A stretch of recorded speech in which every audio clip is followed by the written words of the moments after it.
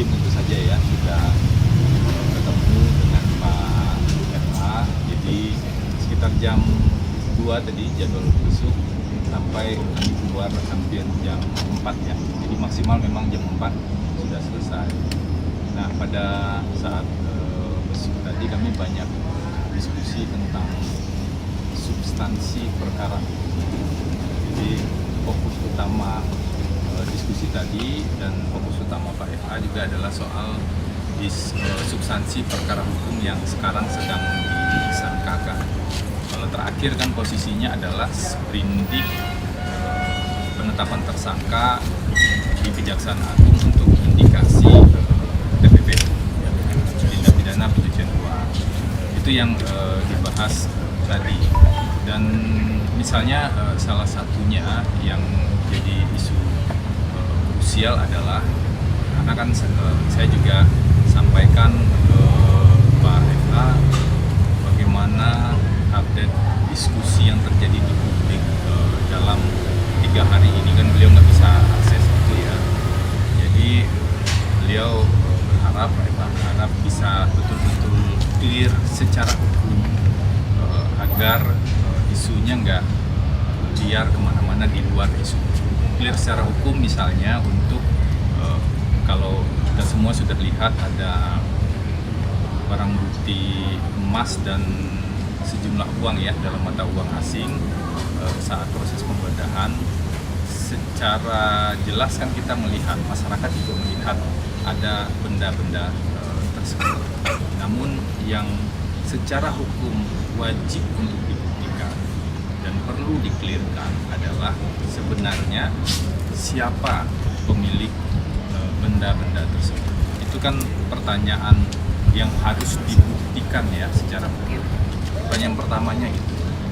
Setelah bisa dibuktikan siapa pengasuhnya, pertanyaan kedua yang juga harus diklirkan dengan bukti-bukti yang ada adalah dari mana sumber benda-benda atau barang-barang tersebut.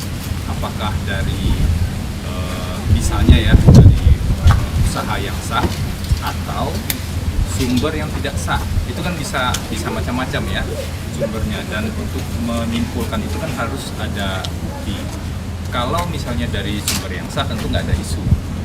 Tapi kalau dari sumber yang tidak sah misalnya atau dari hasil kejahatan, menjadi pertanyaan juga, itu hasil kejahatan apa? Jadi poin utamanya adalah ada begitu banyak wilayah yang abu-abu, wilayah yang samar secara hukum saat ini yang belum clear. Tentu ini dari pandangan kami ya. Nah, wilayah yang samar-samar dan wilayah yang abu-abu inilah yang seharusnya bisa diklirkan dengan bukti-bukti yang ada. Itu kewenangan dari penyidik di Kejaksaan Agung.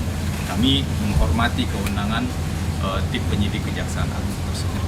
Apalagi sebenarnya kalau dilihat dari track recordnya, tim 9 ini kan recordnya positif nih.